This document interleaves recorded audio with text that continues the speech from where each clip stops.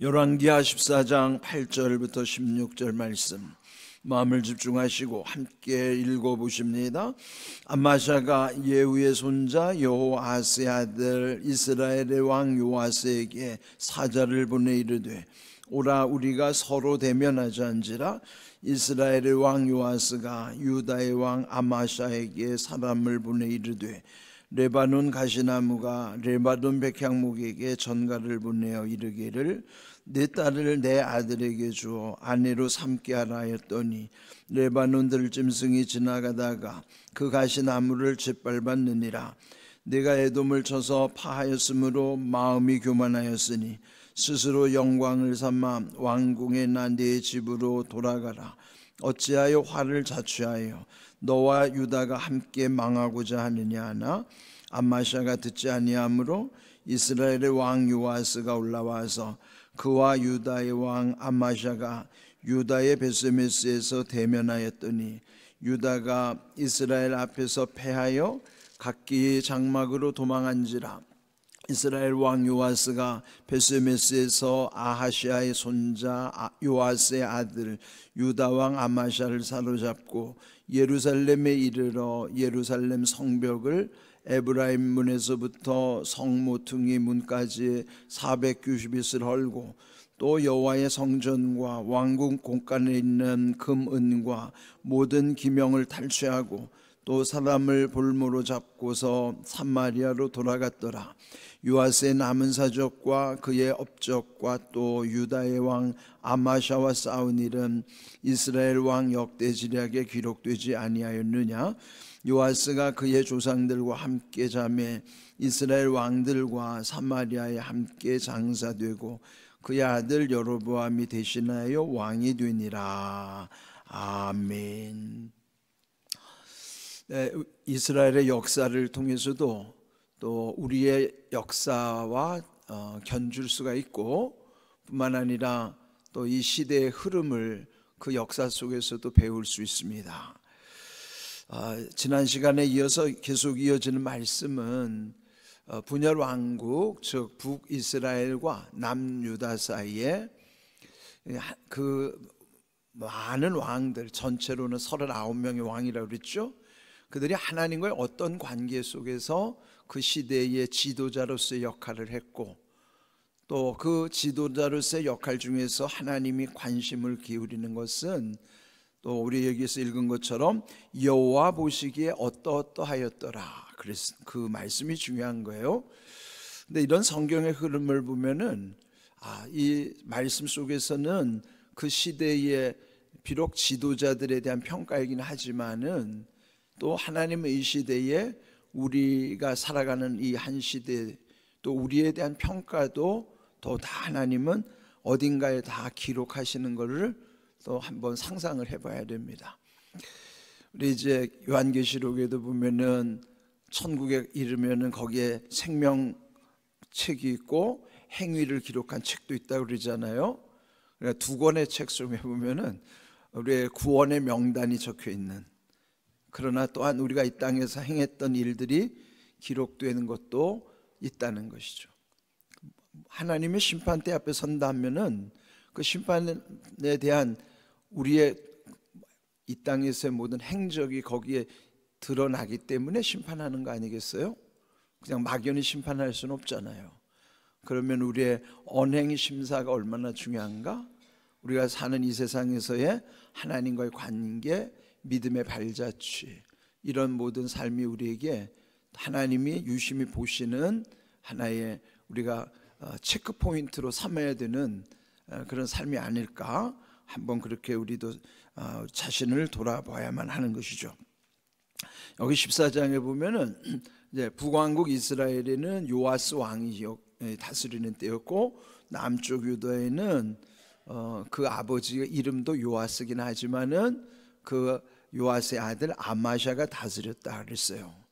네, 어제 말씀드린 것처럼 암마샤의 아버지 요아스는 7살의 왕이 되어서 결국 40년을 통치한 끝에 47 되던 해에 그 신복들 자기 부하들에 의해서 살해당하는 비운의 왕이었죠. 그러니까 일찍 왕이 됐다는 것은 그것도 이제 어려서부터 받은 상처도 많았고, 왜 그 아버지도 또 비참하게 이제 죽었기 때문에, 네, 그런 여러 가지 상처가 있었음에도 불구하고 또 지도자로 세워진다고 하는 것은 또 하나님이 그 시대를 맡겨주시는 아주 중요한 이유가 있겠죠. 그래서 그 아마샤에 대한 평가가 이 앞에 보면은 또 나름대로 긍정적인 요소가 있습니다. 우리 앞에서 본 대로 3절에 여호와 보시기에 정직히 행하였다는 것 긍정적이지만, 그러나 다윗과 같지는 아니하였다. 좀 뭔가 부족하다는 거예요. 그러더라도 일단은 하나님이 보실 때 정직히 행하였다는 것만으로도 긍정적인 평가죠. 그러니까 우리도 어떤 기대에 미치지는 못한다 하더라도 기본은 돼야 하는 거예요. 그런 면에서 보면은 아마샤는 어느 기대에 미치지는 못했어도 그래도 최소한 기본은 갖추고 있었다 하는 거예요. 그렇지만은 또 여기서 책망받은 중요한 이유 중에 하나, 4절의 말씀처럼 산당은 제거하지 못했다. 제거하지 못한 게 아니라 제거하지 않은 것이죠. 그는 이제 백성들의 어떤 그 여론도 있었기 때문이겠지만, 사실 산당에서의 제사라는 것은 혼합 종교라는 거예요. 거기에 우상도 섬기고 하나님도 섬기고, 우리는 섬김의 대상은 한 분이잖아요. 하나님만 섬기는 것이지 하나님도 섬기는 게 아니에요. 하나님만 섬겨야 되는 거예요. 그런데 대체로 보면은 이런 우리 하나님을 만나기 전까지는 그냥 좋은 게 좋은 거예요. 그래서 이것도 좋고 저것도 좋고 그냥 다 좋은 거예요. 그러나 여러분, 예배의 대상은 이것도 저것도가 될 수 없어요. 우리는 오직 하나님만 섬기는 것이지 하나님도 섬기는 게 아니에요. 그런데 그 시대는 하나님도 섬겼단 말이야. 하나님도 섬겼다는 것은 다른 우상들도 섬겼다, 그런 의미죠. 그러니까 영적으로 이렇게 흐려진 시대였어요. 그리고 또 6절에 보면은 그 아버지를 죽인 자들을 복수했어요. 그는 이제 율법에 정해진 규정만큼. 그러나 그 자녀들은 죽이지 않았다. 이게 이제 구약의 관점으로 보면은 복수하는 것이 허용됐죠. 그러나 선을 넘으면 안 되는 거예요. 그런데 예수님 이후에는 복수하는 것마저도 금하셨어요. 그러니까 그 로마서 12장에 보면은 복수하는 거는 하나님이 하시겠다 그러잖아요. 내가 갚아주리니 하나님이 심판을 하시겠다는 거예요. 그러니까 복수하는 것마저도 신약에 와서는, 또 예수님 이후에는 그게 우리가 할 일이 아니에요. 보복하는 것도 하나님이 하시는 거기 때문에 하나님의 진노하심에 맡기라, 그렇게 우리에게 말씀하신 것이죠. 네, 여기까지는 참 긍정적인 면도 있고 부정적인 면도 있었어요. 그런데 어제 읽었던 그 7절을 보시면은 에돔과의 싸움에서 승리한 이후에 그가 조금 교만해지기 시작한 겁니다. 8절 오늘 읽은 말씀에 보면은 이 아마샤 왕이 북왕국에 있는 요아스에게 선전포고를 하는 거예요. 사신을 보내서 오라, 우리가 서로 대면하자. 여기 대면하자는 얼굴을 마주하자는 뜻이지만은 이게 일종의 한번 붙어보자, 그런 뜻입니다. 한번 맞짱 뜨자, 이런 뜻이에요. 그러나 이게 일종의 선전포고죠. 그러면은 북이스라엘은 비록 지금 우리처럼 분단이 되어 있지만은 우리 남과 북이 형제가 아니잖아요.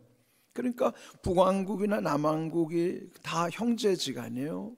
그러면 전쟁을 일으킨다는 것은 내전을 일으키는 거예요. 동족 간에 싸우는 거예요.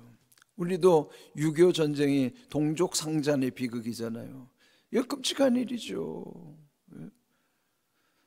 외세의 침입에는 단호히 전쟁으로 물리쳐야 되겠지만은 같은 민족끼리 한 동족 간에 전쟁을 벌인다는 것은 모두가 다 망하는 길이에요. 그거는 승리자가 별도로 있지 않아요. 다 해로운 거죠.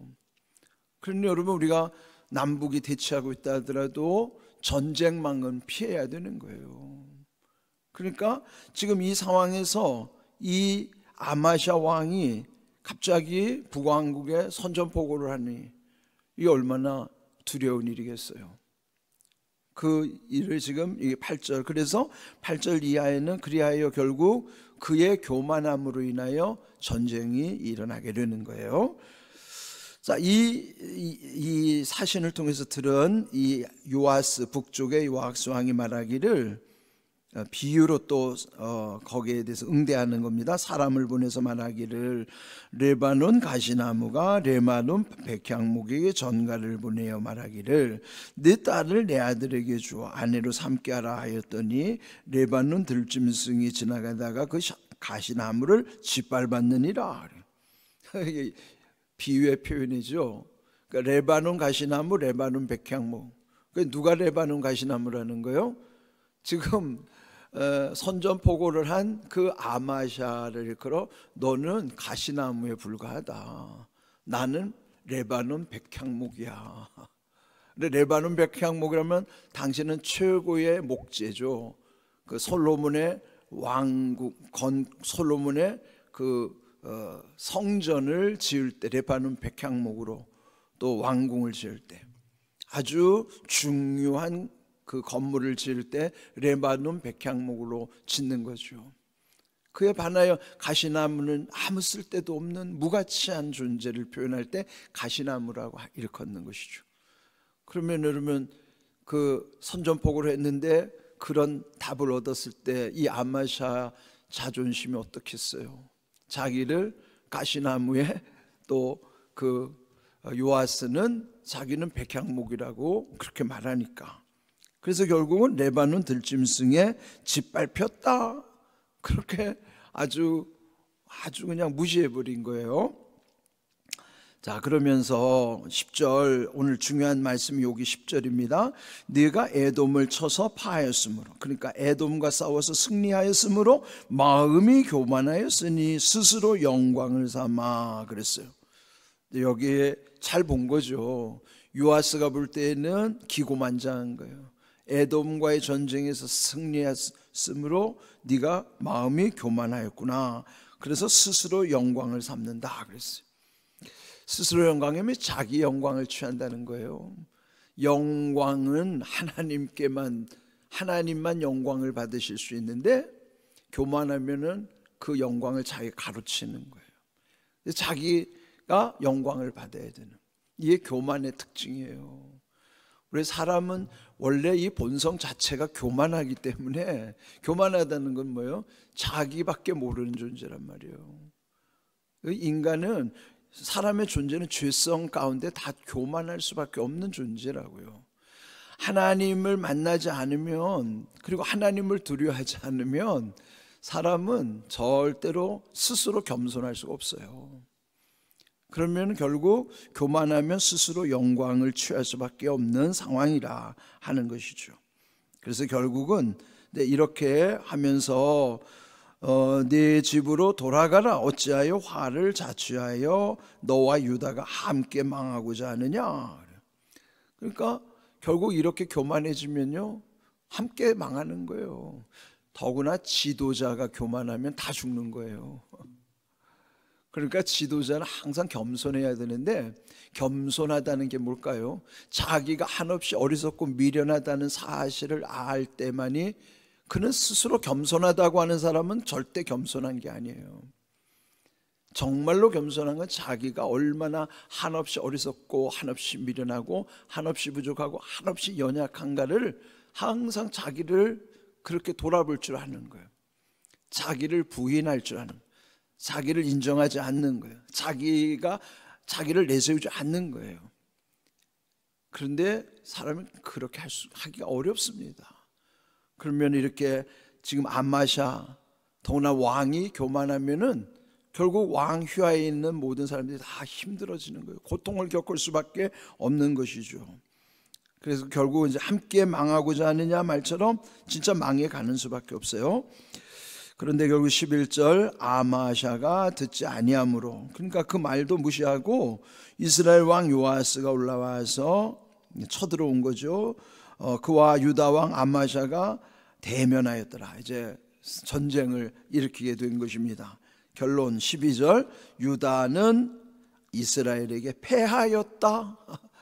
교만하여 결국 망할 수밖에 없는, 패하여 포로로 잡혀갔어요. 도망가다가 13절에 보면은 유다 왕 아마샤를 사로잡고 포로가 됐죠. 또 그 거룩한 성 예루살렘에 헐리게 된 거예요. 모퉁이 일부분이지만 거기가 헐리게 되고, 또 14절 여호와의 성전 왕궁 곳간에 있는 금, 은과 모든 기명을 탈취, 다 이제 그걸 뺏어간 것이고, 또 사람을 볼모로 잡아갔더라. 이게 전쟁의 결과가 이런 거 아니겠어요? 뺏기는 거예요. 다 자기도 볼모로 잡히고, 그 성전과 또 왕궁에 있는 그 귀한 보물들도 다 뺏기고, 그런 백성들은 얼마나 도탄에 빠져 있겠어요? 이런 일들이 결국은 아마샤의 교만으로 인하여 결국은 이렇게 무너지는 거예요. 오늘 제목처럼 마음이 교만하였으니, 그런 마음이 교만하면 이게 무너지기 시작하는 거예요. 예? 교만은 패망의 선봉이라는 말이 있죠. 예? 교만은 패망의 선봉이다. 선봉 앞선다는 거예요. 그래, 어디서부터 시작할까요? 마음에서부터 교만이 시작이 되면은 이제 무너지기 시작하는 것이죠. 그래서 우리 항상 하나님을 두려워함으로써의 그 겸손을 잃지 않으려면은 우리 자신을 늘 하나님의 말씀의 지혜 가운데 자기를 돌아보는 것이 크게 자기를 지키는 길입니다. 고린도전서 10장 12절 말씀 함께 읽습니다. 그런즉 선줄로 생각하는 자는 넘어질까 조심하라. 여러분, 우리는 서 있는 존재, 즉 완성된 존재가 아니에요. 그러면 내가 이제는 완성됐다, 서 있다, 그렇게 자만하는 순간에 그는 넘어질 수 있으니까 조심하라는 거예요. 인생 끝까지 조심해야 돼요. 언제까지요? 천국 갈 때까지 조심해야 됩니다. 그 조심의 가장 중요한 거는 교만하지 않도록 조심해야 되는 거예요. 선줄로 생각하면 넘어질 수밖에 없어요. 여러분, 우리 말씀에 늘 우리 자신을 비추어 보면서 내가 얼마나 아무것도 아닌 존재인가, 그걸 알면 아무것도 내세울 것도 없고 자랑할 것도 없죠. 그렇게 될 때 또 사람을 무시하지 않아요. 우리가 대화하다 보면은 다 자기 중심의 교만이에요. 그 말하는 사람의 말의 주제를 따라가면서 그분을 인정해 주면은 부딪힐 게 없죠. 그런데 대화를 듣는 중에 보면은 톡톡 끼어드는 게 뭔지 아세요? 나는 안 그런데, 나는 어떤데, 그걸 톡톡 끼어들, 왜 자기가 왜 거기를 자꾸 개입이 됩니까? 또 그 말을 듣다 보면 누구는 어떤데, 또 다른 사람을 개입시킨다고요. 그냥 그 사람 말만 들어주세요. 그냥 그 사람 말만 들어주고, 그 사람이 지금 왜 그 말을 하는가, 그 지금 하소연하면은 들어주면서 아이고 힘들겠구나, 그래 기도하자, 그렇게 해주면 얼마나 은혜가 됩니까? 거기다가 자꾸 끼워넣지 말란 말이에요. 자기를 끼워넣고 나는 안 그런데, 나는 어떤데, 또 누구는 어떤데, 아니 그 사람 말만 들어주고 그 사람 말에 그냥 호응해 주세요, 위로해 주세요, 격려해 주세요. 나를 끼워넣지 말고 다른 사람 끼우지 마세요. 우리 교만한 속성이 있으니까 자꾸 비교가 되는 거예요. 그게 우리 모습이에요, 우리들. 예? 그러면 이렇게 선줄로 생각하는 자 넘어질까 조심하라. 그래서 결국은요, 순위가 뒤바뀌는 거예요. 예수님도 그 말씀하셨어요. 누가복음 우리 13장 30절 예수님이 하신 말씀 읽어볼까요? 보라, 나중된 자로서 먼저 될 자도 있고 먼저 된 자로서 나중될 자도 있느니라 그랬어요. 이게 순위가 바뀌는 거예요. 뭐 먼저 믿었다고 해서 천국에 먼저 가면은 그게 뭐가 대단한, 좋은 것을 끝까지 유지하면 그 사람 좋은 사람이지만은 교만하면 순위가 바뀐다니까요. 교만하면은 어떻게 되는 거요? 결국은 나중될 수밖에 없어요. 나중됐더라도 겸손한 사람은 천국 가면 그가 먼저 돼 있는 자고, 예? 내가 먼저 됐다고 교만한 사람은 결국 나중될 수밖에 없어요. 순위가 바뀐다니까요. 여러분, 늦었다고 한탄할 것도 없고 일찍 됐다고 뽐낼 것도 없어요. 나중된 자 먼저 될 수도 있고 먼저 된 자 나중될 수도 있다. 이것이 천국의 원리예요. 뭐가요? 겸손하느냐 교만하느냐 그 차이라 이 말이죠. 우리는 늘 주님의 마음을 구하면서 마음이 교만하면 결국 무너질 수밖에 없고 결국은 망하는 길이 되는 것입니다. 하나님을 두려워하면서 늘 겸손한 가운데 서로를 세워주고 인정해주고 힘이 되어주고 긍휼한 마음 가운데 하나님의 은혜를 서로 누릴 수 있기를 주님의 이름으로 축복합니다. 아멘.